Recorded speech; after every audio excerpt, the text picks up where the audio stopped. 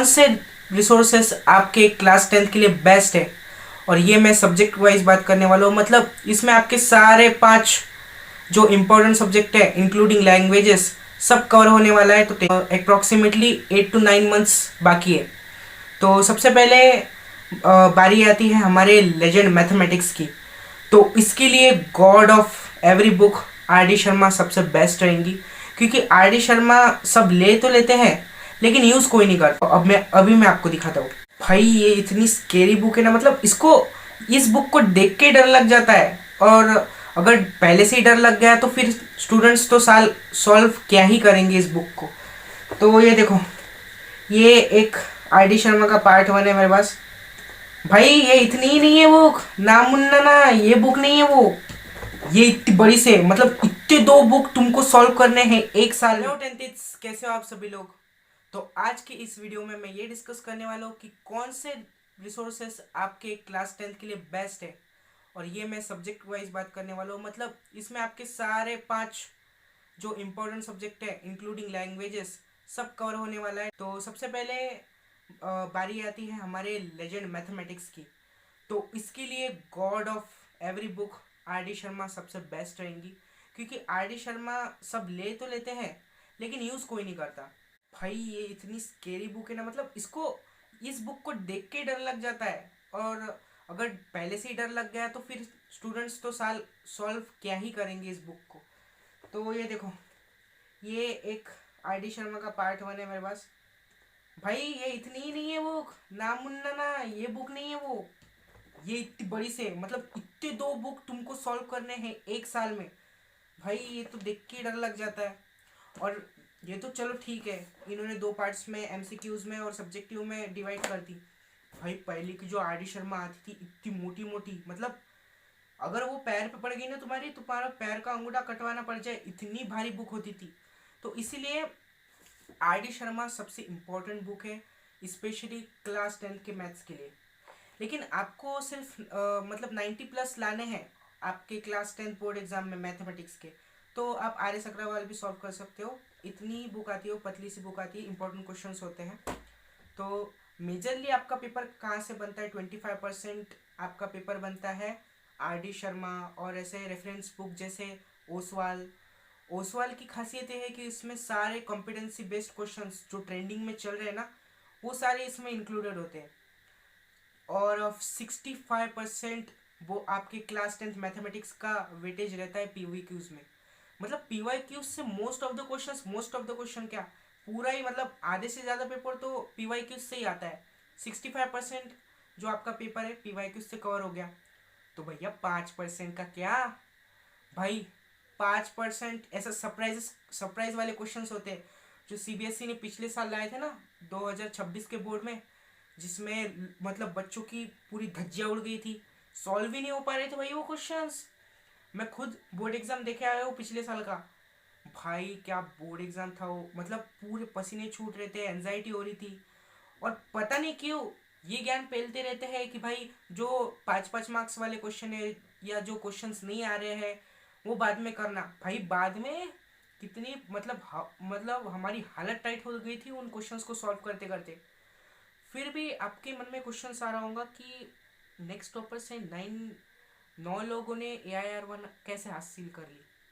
तो भाई देखो, आपको पता ही होगा कि प्रशांत भैया ने सीबीएसई पर मतलब केस फाइल की थी कि भाई आपने पेपर का लेवल ऐसे अनइक्वल कैसे सेट किया, मतलब कुछ सेट्स तो बहुत इजी बनाए और कुछ सेट्स काफ़ी डिफिकल्ट बनाए, इसीलिए ग्रेस मार्किंग दे दी गई होंगी।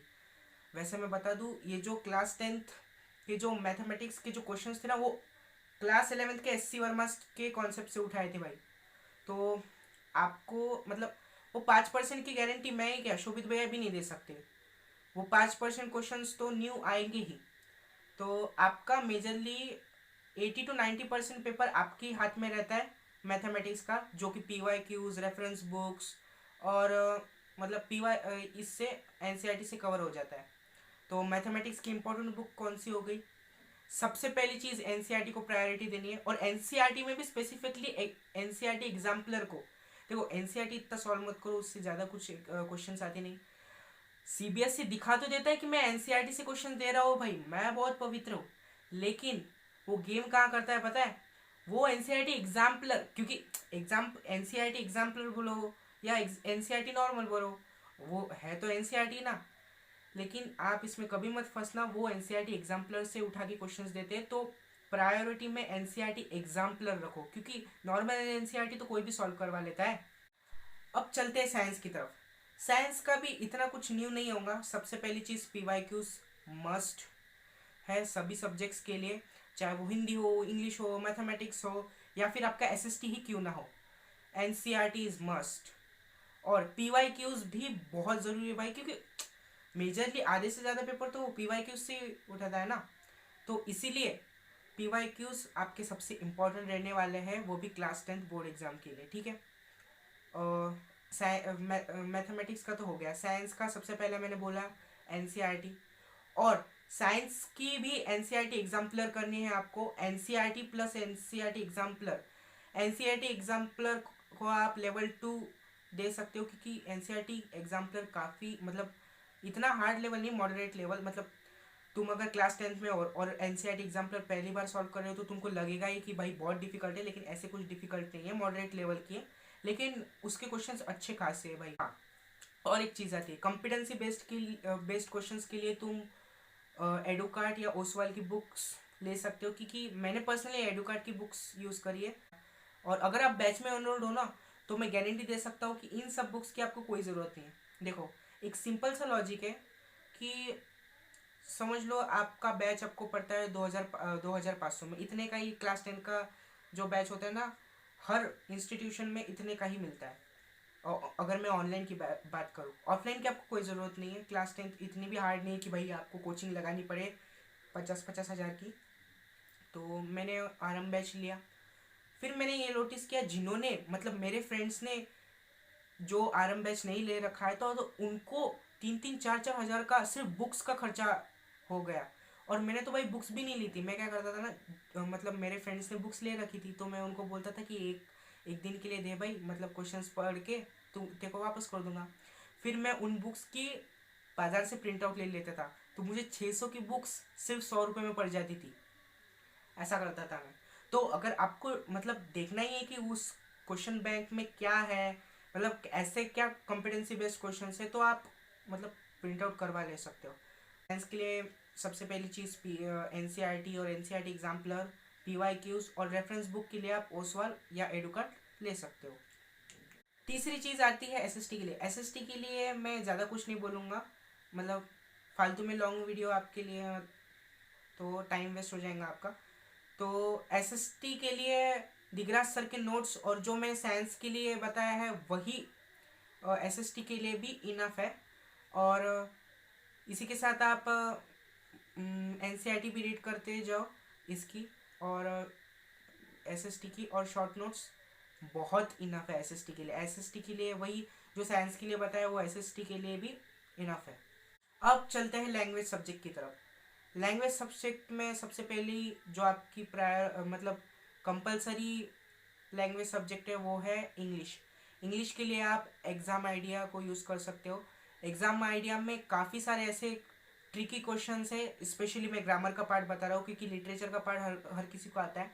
ग्रामर की मतलब एग्ज़ाम आइडिया के जो इंग्लिश वाले ग्रामर का जो सेक्शन है ना, उनके क्वेश्चंस की क्वालिटी काफ़ी अच्छी है। मैंने खुद इस एग्ज़ाम आइडिया की बुक को रेफ़र किया है, और इनके क्वेश्चंस जो है ना, मतलब ऐसा आपको लगेगा कि भाई पूरी थ्योरी इस क्वेश्चंस के थ्रू ही कवर हो जा रही है। तो इसीलिए मैं ग्रामर स्पेसिफिकली, अगर ग्रामर के लिए आप कोई बुक ढूंढ रहे हो तो एग्ज़ाम आइडिया से बेटर कोई भी बुक नहीं है। और पीवाईक्यूज तो मतलब सारे बुक्स के सारे सब्जेक्ट के लिए मस्ट ही है, तो पीवाईक्यूज को ज़्यादा रिपीट नहीं करते, क्योंकि पीवाईक्यूज हर सब्जेक्ट के लिए नेसेसरी, क्योंकि वही से most of the questions repeat होते हैं। तो इंग्लिश के लिए exam idea is best plus PYQs. अब हिंदी के लिए आप क्या करो ना, हिंदी में मोस्ट ऑफ द क्या होता है, लेखन होता है आपका, और ग्रामर वाले पोर्शंस के लिए आप पीवाईक्यूज रेफर कर सकते हो, क्योंकि पीवाईक्यूज अगर आप करोगे हिंदी की ग्रामर के लिए तो आपको पूरा वो क्या बोलते हैं सर्वनाम और जो भी होता है संज्ञा वगैरह वो पूरा क्लियर हो जाएगा, क्योंकि मैंने हिंदी के लिए स्पेशली PYQs ही रेफ़र किए थे, ज़्यादा कुछ बुक्स का खर्चा करने की ज़रूरत नहीं है। और अगर लिटरेचर पोर्शन की बात करूँ हिंदी के तो आप NCERT लगा लो, वो इनफ है आपके लिए। तो इसी के साथ वीडियो को एंड करते हैं। ऐसी और इम्पोर्टेंट और इन्फॉर्मेटिव वीडियोस के लिए सब्सक्राइब कीजिए द NJ भैया चैनल को। बाय बाय, मिलते हैं नेक्स्ट वीडियो में।